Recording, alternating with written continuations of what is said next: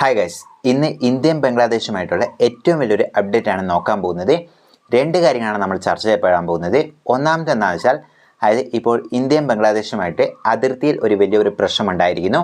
ഒരു ചെറിയൊരു ക്ലാഷിലെല്ലാം പോകുന്ന ആ ഒരു സാഹചര്യത്തിൽ നിന്ന് ഇപ്പോൾ നമ്മൾ സമാധാനപരമായിട്ടുള്ള ചർച്ചയിലോട്ട് പോയിരിക്കുന്നു. രണ്ടാമത്തെ കാര്യം എന്താണെന്ന് വെച്ചാൽ ടർക്കി ഇന്ത്യക്കെതിരായിട്ട് ബംഗ്ലാദേശിനെ കൊണ്ട് കുറേ കരുക്കൾ നീക്കാൻ തുടങ്ങിയിരിക്കുന്നു. കുറേയധികം പ്ലാനുകൾ ടർക്കി ഇവിടെ പ്ലാൻ ചെയ്തുകൊണ്ട് അവരുടെ ഡയറക്റ്റ് ഡിഫൻസ് കാര്യങ്ങളെല്ലാം ഇപ്പോൾ അയച്ചും കൊടുത്തിരിക്കുന്നു. അപ്പോൾ ഇതുകൊണ്ട് ഇന്ത്യക്ക് എന്തൊക്കെ പ്രശ്നങ്ങളാണ് ഉള്ളത്, ഇതിനെ ഇന്ത്യ എങ്ങനെയൊക്കെയാണ് കൗണ്ടർ പാർട്ട് ചെയ്യാൻ പോകുന്നത്, രണ്ട് കാര്യങ്ങളാണ് ചർച്ച ചെയ്യപ്പെടാൻ പോകുന്നത്. വീഡിയോ ഇഷ്ടപ്പെട്ടാണെങ്കിൽ ലൈക്ക് ചെയ്യാൻ മറക്കരുത്. ഇപ്പോൾ വീഡിയോയിട്ട് കിടക്കാം. അപ്പോൾ ആദ്യത്തെ കാര്യം എന്താണെന്ന് വെച്ചാൽ ബോർഡറിലുണ്ടായ ആ ഒരു ഇഷ്യൂ. അപ്പോൾ നമുക്കറിയാം ബംഗ്ലാദേശും നമ്മളുമായിട്ട് ഇതുവരെ നല്ല റിലേഷൻ ആയതുകൊണ്ട് തന്നെ നമുക്കും ബംഗ്ലാദേശിനും വലിയൊരു ബോർഡറൊന്നുമില്ല. എന്നാൽ നേരെ മറിച്ച് ചൈന ആയിക്കോട്ടെ, പാകിസ്ഥാൻ ആയിക്കോട്ടെ, ഇവിടെയെല്ലാം നമുക്ക് ഇച്ചിരി കൂടെ സെക്യൂരിറ്റി കൂടുതലായിട്ടും ബോർഡറെല്ലാം ഫെൻസിങ് എല്ലാം ഉണ്ട്. അപ്പോൾ അങ്ങനെയുള്ള റിലേഷനായിരുന്നു രണ്ട് രാജ്യങ്ങളും. ഇപ്പോൾ യുനെസ് വന്നതിന് ശേഷം പിന്നീട് എന്താ സംഭവിച്ചതെന്നുള്ളത് നിങ്ങളെല്ലാവരും അറിഞ്ഞതായിരിക്കും.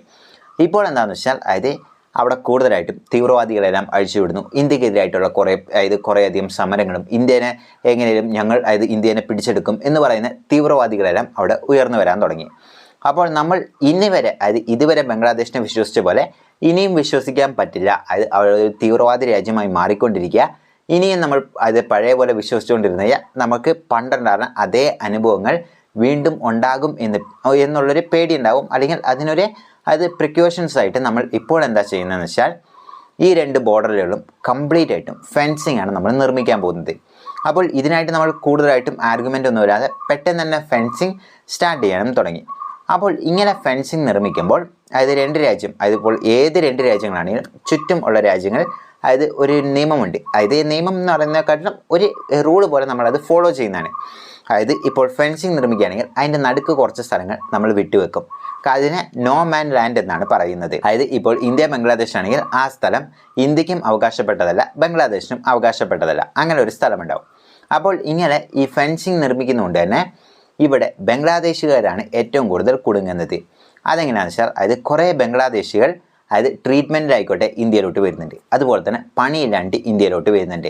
ഫുഡിന് വേണ്ടി ഇന്ത്യയിലോട്ട് വരുന്നുണ്ട്. അതുപോലെ തന്നെ ഇവിടുന്ന് കുറേ സാധനങ്ങൾ കച്ചവടത്തിനായിട്ട് ഇന്ത്യയിലോട്ട് വരുന്നുണ്ട്. ഇങ്ങനെ പലരും വന്നു പോകുന്നുണ്ട്. ഇതുകൂടാതെ കുറേ കള്ളന്മാർ ഇവിടെയുള്ള പശുക്കളും കന്നുകാലികളും അങ്ങനെയുള്ള കാര്യങ്ങളെ ഇവിടുന്ന് മോഷ്ടിച്ചുകൊണ്ട് പോകാനും അവർ വരുന്നുണ്ട്. ഇതെല്ലാം ഇന്ത്യക്ക് ഒരു പ്രശ്നമായിരുന്നു. പക്ഷേ ഇതുവരെ നമ്മൾ കൂടുതലായിട്ടും ഈ കള്ളന്മാരെല്ലാം ഫോക്കസ് ചെയ്തുകൊണ്ട് ഈ ട്രേഡിങ്ങിനെല്ലാം വരുന്ന ആൾക്കാരെല്ലാം നമ്മൾ കുറേ അലോ ചെയ്തുകൊണ്ടിരുന്നു. അതുപോലെ തന്നെ ഹോസ്പിറ്റൽ കേസെല്ലാം നമ്മൾ കംപ്ലീറ്റ്ലി അക്സെപ്റ്റ് ചെയ്തുകൊണ്ടിരുന്നു. പക്ഷേ ഇപ്പോൾ ഇങ്ങനൊരു ഫെൻസിങ് നിർമ്മിക്കുകയാണെങ്കിൽ ബംഗ്ലാദേശിന് ഇതുവരെ കിട്ടിയ എല്ലാവിധ കാര്യങ്ങളും സ്റ്റോപ്പ് ആകുമെന്ന് ബംഗ്ലാദേശിനെ നല്ലൊരു പേടിയുണ്ട്. അതുകൊണ്ട് ഫെൻസിങ് നിർമ്മിക്കുന്നതന്നെ അവർക്കൊരു പേടി സ്വപ്നമായി അവർ മുന്നിൽ കാണുന്നു. എന്നാൽ ഈ ഫെൻസിങ് നിർമ്മിക്കുന്നത് അവർക്കൊരു പേടി സ്വപ്നമായി അവർ നിന്ന് കഴിഞ്ഞാലും അതിനനുസരിച്ച് അവർ മാറാനൊന്നും തയ്യാറല്ല. ഇപ്പോൾ എന്താ സംഭവിച്ചിരിക്കുന്നതെന്ന് വെച്ചാൽ നമ്മൾ ഫെൻസിങ് നിർമ്മിക്കുമ്പോൾ അവിടുന്ന് കുറേ ആർമി ഓഫീസേഴ്സും കുറേ തീവ്രവാദി ജിഹാദികളെല്ലാം വന്നുകൊണ്ട് പറഞ്ഞു ഫെൻസിങ് നിർമ്മിക്കാൻ പാടില്ല, നമ്മുടെ സ്ഥലത്ത് ഫെൻസിങ് നിർമ്മിക്കാൻ പാടില്ല എന്ന്. ഇതിന് ഇവർ പറയുന്ന കാരണം എന്താണെന്ന് വെച്ചാൽ ഇന്ത്യ ഫെൻസിങ് നിർമ്മിക്കുമ്പോൾ ഈ നോമൻ ലാൻഡ്, നമ്മൾ നേരത്തെ പറഞ്ഞ പോലെ ഈ നോമൻ ലാൻഡ് കുറേ പിടിച്ചെടുത്തുകൊണ്ടാണ് അവർ ഫെൻസിങ് നിർമ്മിക്കുന്നത്. ഇത് പറ്റില്ല എന്ന്. അപ്പോൾ ഇതിനെക്കുറിച്ച് അതുകൊണ്ട് ഫെൻസിങ് നിർമ്മിക്കാൻ പാടില്ല എന്നാണ് അവരുടെ ആവശ്യം. ഇതിന് ഇന്ത്യ പറഞ്ഞതെന്ന് വെച്ചാൽ ഫെൻസിങ് നിർമ്മിക്കാൻ പാടില്ല എന്ന് പറയാൻ അവകാശം നൽകില്ല. ഫെൻസിങ് ഞങ്ങൾ കംപ്ലീറ്റ് ആയിട്ടും നിർമ്മിക്കും. പക്ഷേ എന്താ കാര്യം എന്ന് വെച്ചാൽ എവിടെയും ഡിസ്പ്യൂട്ട് വരികയാണ് എന്നുണ്ടെങ്കിൽ അവിടെ ചർച്ച ചെയ്തുകൊണ്ട് ഫെൻസിങ്ങിൻ്റെ ലൈൻ അങ്ങോട്ടോ ഇങ്ങോട്ടോ മാറ്റിക്കൊണ്ട് ഞങ്ങൾ നിർമ്മിക്കും. അല്ലാണ്ട് ഇനി നിങ്ങളെ വിശ്വസിക്കാനോ അല്ലെങ്കിൽ ഫെൻസിങ് നിർമ്മിക്കാതെ പണ്ടത്തെ പോലെ കണ്ണടിച്ച് വിശ്വസിക്കാൻ ഇന്ന് ഇന്ത്യ തയ്യാറല്ല എന്നുള്ളൊരു സ്ട്രോങ് മെസ്സേജാണ് ഇപ്പോൾ വീണ്ടും യുനെസിനും അതുപോലെ തന്നെ അവിടെയുള്ള ബാക്കി പപ്പറ്റായ കുറേ സ്റ്റുഡൻസിനെല്ലാം കൊടുത്തിരിക്കുന്നത്. ഇനി രണ്ടാമത്തെ കാര്യം ടർക്കി. അപ്പോൾ ടർക്കിനെ കുറിച്ച് നമ്മൾ പറയണ്ട. പണ്ട് തൊട്ടേ കാശ്മീരിൻ്റെ ഇഷ്യൂ വലിയ ഇഷ്യൂ ആയി കരുതിക്കൊണ്ടും UN-ൽ ഈ വട്ടം മാത്രമേ ഉള്ളൂ, അല്ലാണ്ട് എല്ലാ വട്ടവും നമുക്കെതിരെ പറയുന്ന ഒരു രാജ്യമാണ് ടർക്കി എന്ന് പറയുന്നത്.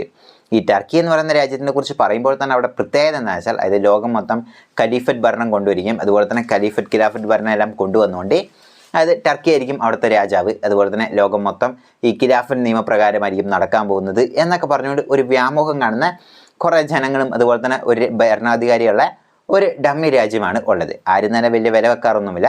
മിഡിൽ ഈസ്റ്റിൽ സിംഹമാണെന്നൊക്കെ പറയുന്നുണ്ട്. പക്ഷേ എന്നാലും മിഡിൽ ഈസ്റ്റിൽ സിംഹമായിട്ട് സൗദി അറേബ്യനെയും ഇറാനെയും ഇന്നും നമ്മൾ കാണുന്ന അല്ലാണ്ട് ഈ ടർക്കിനെ എല്ലാവരും ഒതുക്കി വെച്ചിരിക്കുകയാണ്. ഈ രാജ്യത്തിന് എങ്ങനെയാണെന്ന് വെച്ചാൽ അതായത് മറ്റൊരു രാജ്യത്തിന് എങ്ങനെയൊക്കെ പ്രശ്നമുണ്ടാക്കാം, അതുപോലെ തന്നെ ഈ മുസ്ലിം അല്ലാത്ത രാജ്യങ്ങളെയൊക്കെ എങ്ങനെ ഇഷ്യൂവിൽ കൊണ്ടുവരാം, ഇത് തന്നെയാണ് ഇവരുടെ പ്രധാന ലക്ഷ്യം. ഇപ്പോൾ എന്താ ചെയ്യുന്നതെന്ന് വെച്ചാൽ അതായത് ഇന്ത്യനെ ഇത്രയും കാലം അതായത് കാശ്മീർ വെച്ച് പ്രശ്നമുണ്ടായിക്കൊണ്ടിരുന്ന ഇവർക്ക് ഇനി അത് വില പോകില്ല. ആർട്ടിക്കിൾ 370 എടുത്ത് കളിക്കുകയും ഇലക്ഷൻ എല്ലാം നടന്നുകൊണ്ട് ഇത് മെല്ലെ ഒതുക്കി നിർത്തിക്കൊണ്ട് തന്നെ ഇപ്പോൾ ബംഗ്ലാദേശിനെ ഉപയോഗിച്ചുകൊണ്ട് ഇന്ത്യക്ക് അതായത് പണി കൊടുക്കാൻ വേണ്ടി നിൽക്കുകയാണ്. അതായത് ഈ തീവ്രവാദി രാജ്യമായ ടർക്കി എന്ന് പറയുന്നത് അതായത് ഇവർക്ക് ഇങ്ങനെ അതായത് ബംഗ്ലാദേശിന് ഇപ്പോൾ ഒരു മുസ്ലിം രാജ്യമായി പോകുന്ന രീതി ഉള്ളതുകൊണ്ട് തന്നെ ടർക്കിൻ്റെ വിചാരം ഇതും മാറ്റിക്കൊണ്ട് അതായത് ഒരു ഖിലാഫത്ത് ഭരണകൂടം കൊണ്ടുവരുന്ന രീതിയിൽ ഒരു രാജ്യം കൂടി ആയല്ലോ, ഇങ്ങനെ മാറ്റിയെടുക്കാമെന്ന്. അപ്പോൾ ഇത് വെറും വ്യാമോഹമാണെന്നുള്ളത് ബാക്കി എല്ലാവർക്കും അറിയാം, ഒരിക്കലും നടക്കാൻ പോകാത്ത ഒരു സ്വപ്നം തന്നെയാണ്.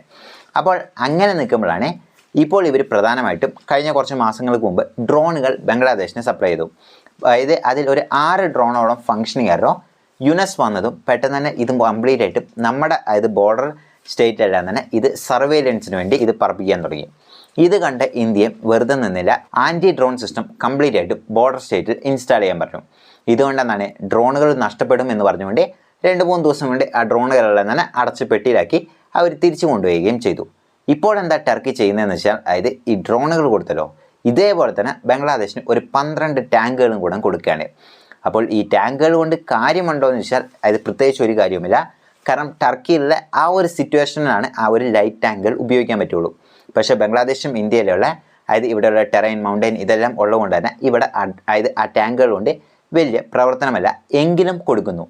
ഇതുകൂടാതെ കുറേ ഡിഫൻസ് പരമായിട്ടുള്ള എക്യുപ്മെൻറ്റ്സുകളും അതായത് ഗ്രനേഡേഴ്സ് ഇങ്ങനെയുള്ള പല കാര്യങ്ങളും കൊടുക്കുന്ന രീതിയിലുള്ള ചർച്ചാ വിഷയവും നടക്കുന്നു. ബംഗ്ലാദേശ് പറയുന്നത് അതായത് കൂടുതലായിട്ടും നിങ്ങളെല്ലാം ഇവിടെ വന്ന് ഇൻവെസ്റ്റ് ചെയ്യൂ, അതായത് ഇന്ത്യനെ ഔട്ടാക്കിയിട്ട് നിങ്ങളെല്ലാം ഇവിടെ ഇൻവെസ്റ്റ് ചെയ്യുകയാണെങ്കിൽ നമുക്ക് അത് ഒരുമിച്ച് മുന്നേറുന്നത്. ടർക്കി തന്നെ ഇൻവെസ്റ്റ് ചെയ്യാൻ ആളല്ല, അപ്പോഴാണ് ടർക്കിയിൽ നിന്ന് വന്ന് ഇവിടെ വന്ന് ഇൻവെസ്റ്റ് ചെയ്യും. ഇതിൽ നിന്ന് ലക്ഷ്യമിടുന്ന 3 കാര്യങ്ങളാണ്. ഒന്നാമത്തെ കാര്യങ്ങൾ, ഇപ്പോൾ ബംഗ്ലാദേശും ടർക്കിയുമായിട്ട് ട്രേഡ് ഉണ്ട്, ഏകദേശം 500 മില്യണോളം ട്രേഡൊക്കെ ഉണ്ട്. അപ്പോൾ ഈ ട്രേഡിൽ ബംഗ്ലാദേശാണ് ഇപ്പോൾ ഒരു കൈ മുന്നിൽ നിൽക്കുന്നത്. അതായത് 500 അവർ ബംഗ്ലാദേശിനെ എക്സ്പോർട്ട് ചെയ്യുന്നുണ്ടെങ്കിൽ ടർക്കിയിൽ നിന്ന് വെറും 400 മാത്രമോ ഇമ്പോർട്ട് ചെയ്യുന്നുള്ളൂ. ഇതുകൊണ്ട് ഇതൊന്ന് ഈക്വൽ ആക്കണം. അപ്പോൾ അതൊന്ന് ഈക്വൽ ആക്കണം. രണ്ടാമത്തെ കാര്യം എന്താണെന്ന് വെച്ചാൽ അതായത് ഈ ടർക്കി ഉണ്ടാക്കുന്ന ഡിഫൻസ് എക്യുപ്മെൻ്റ് ഒന്നും തന്നെ ആരും ചർച്ച ചെയ്യുന്നുമില്ല, ആരും മേടിക്കുന്നുമില്ല. പിന്നെ കുറച്ച് ഡ്രോണുകളെല്ലാം ചെറിയ വാങ്ങുന്നുണ്ട്.